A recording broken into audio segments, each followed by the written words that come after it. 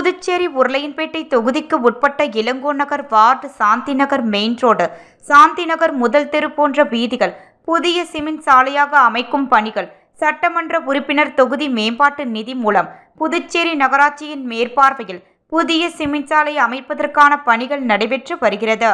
பணிகளை உருளையன்பேட்டை தொகுதி சட்டமன்ற உறுப்பினரும் புதுச்சேரி மனிதநேய மக்கள் சேவை இயக்க நிறுவன தலைவருமான திரு ஜி. நேரு என்ற குப்புசாமி எம்எல்ஏ அவர்கள் இன்று மேற்கண்ட சாந்தி நகர் பகுதியில் புதுச்சேரி நகராட்சி அதிகாரிகளுடன் ஆய்வு மேற்கொண்டார்.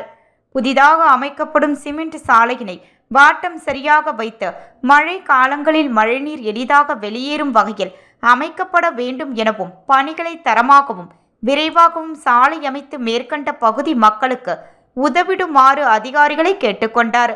மேலும் ஆய்வின் போது புதுச்சேரி நகராட்சி உதவி பொறியாளர் திரு நமச்சிவாயம் மற்றும் நகராட்சி அதிகாரிகளும் ஊழியர்களும் அப்பகுதியை சேர்ந்த மனிதநேய மக்கள் சேவை இயக்க பிரமுகர்கள் பலர் உடனிருந்தனர்.